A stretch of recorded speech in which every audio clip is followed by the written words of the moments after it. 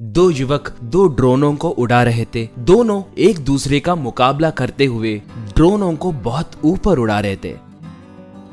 उनके नाम शुभम और अमित है। अमित तब देखा शुभम, मेरा ड्रोन तुम्हारे ड्रोन से भी बहुत ऊंचाई पर उड़ रहा है, मैं ही जीत गया, यूं कहने लगा था।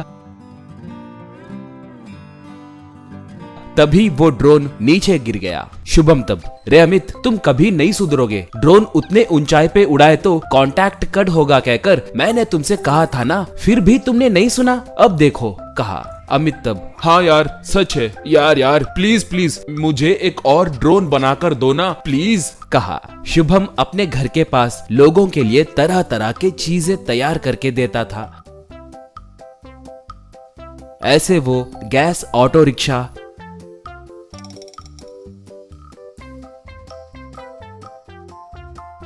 स्कूटर से चलने वाला वाटर पंप, बैटरी से चलने वाली बाइक, ऐसे कई तरह के वस्तुएं बनाकर उनके दिए पैसे लेता था। घर में उसके बूढ़े माँ बाप रहते थे। आए थोड़े बहुत पैसों से ही शुभम उनकी देखभाल कर रहा था। अमित के पास पैसे थे मगर वो बिल्कुल बुद्धू था। अगर शुभम कुछ भी तैयार करता तो उसे भी वैसा ही चीज तैयार करके दो कहकर उसे वो बनवाता था। शुभम तब, यार अमित, तुम्हें ये गैस ऑटो रिक्शा की क्यों जरूरत है? तुम्हारे पास बहुत पैसे हैं, बहुत सारे कार हैं, वैसे तुम इस ऑटो का क्या करोगे? कहा तो अमित, इससे तुम्हें क्या, मैं तुम्हें पैसे दे रहा हूँ ना, मुझे बनाकर दो बस प्लीज, कहकर जिद करता था।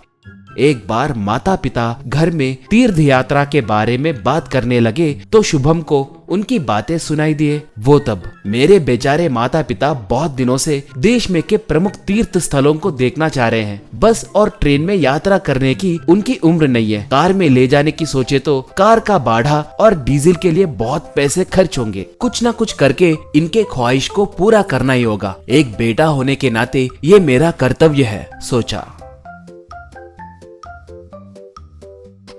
एक बार उसे एक बच्चा दिखा। वो एक आस्ती शीशा पकड़कर उसमें से आने वाले सूरज के किरणों को एक कागज पे फोकस कर रहा था। थोड़ी देर के बाद उन गर्म किरणों की वजह से वो कागज जल गया। उसे देखकर शुभम को एक उपाय सूझा। वैसे पेट्रोल और डीजल का इस्तेमाल करे बिना सूरज के किरणों से चलने वाले एक कार को तैयार किए तो कैसा रहेगा? अगर सोलर पैनल से कार तैयार किए तो उस ऊर्जा से कार को चला सकते हैं ना। जितना भी दूर हो, 1 रुपया भी खर्च करे बिना जा सकते हैं। मेरे माता पिता को आराम से तीर्थ स्थलों को ले जा सकता हूँ, यूं सोचा।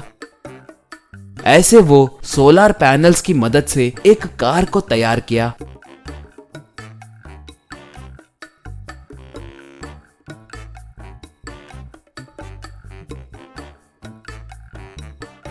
उस कार में माता पिता को बिठाकर तीर्थ यात्रा के लिए निकला। वो लोग जाने लगे तो गांव वालों के साथ साथ अमित भी आश्चर्य में पड़कर देखने लगा।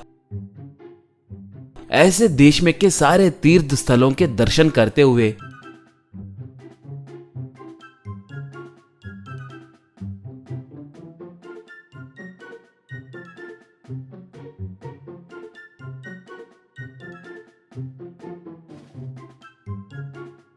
बीच बीच में होटल में खाए बिना रोड के बगल में ही टेंट डालकर वहीं पकाकर खाते हुए आराम करते हुए यात्रा करने लगे।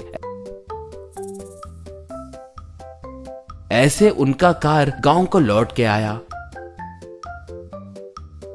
अच्छे से तीर्थ यात्रा करवाने के लिए उसके माता पिता उसकी बहुत प्रशंसा किए। अगले दिन अमित शुभम के घर को आया और शुभम उस कार के जैसे ही एक कार मेरे लिए बनाकर दो ना प्लीज प्लीज, जितना चाहे उतने पैसे दूंगा यार, कहा। शुभम तब, तुम्हारे पास उतने सारे कार है ना, इस कार से तुम क्या करोगे? मेरी बात सुनो, बेकार में पैसे बर्बाद मत करो, कहा। अमित तब, वाह, तुझ में यही बात मुझे पसंद नहीं आती। पैसे दिए तो कार बनाने में तुम्हारा क्या जाता है, प्लीज यार बना कर दो ना, कहा। शुभम तब, तो ठीक है, एक काम करो, अब मुझे इस कार से कोई काम नहीं है। एक और कार क्यों तैयार करना, तुम इसे ही ले लो। इसे बनाने में जितने पैसे खर्च हुए हैं सिर्फ उतने पैसे दे दो। मुझे मुनाफा नहीं चाहिए, मगर इस कार को चलाने से पहले मुझे तुम्हें थोड़े बातें समझाने होंगे, नहीं तो तुम मुश्किलों में पड़ोगे, कहा। अमित पैसे देकर कार में बैठकर तुम्हारी बातें सुनने के लिए मेरे पास टाइम नहीं है। मुझे भी हमारे माता पिता को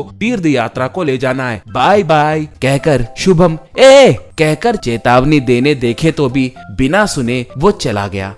उसके माता पिता लाख मना करने पर भी वो जबरदस्ती अपने माता पिता को तीर्थ यात्रा को ले गया। उनकी कार स्टार्ट हुई।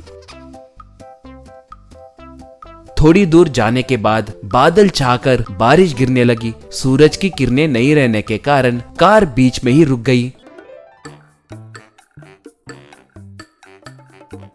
तीनों मिलकर उस कार को ढकेलते हुए गांव को आए। उन्हें देखकर गांव वाले सब हंसने लगे।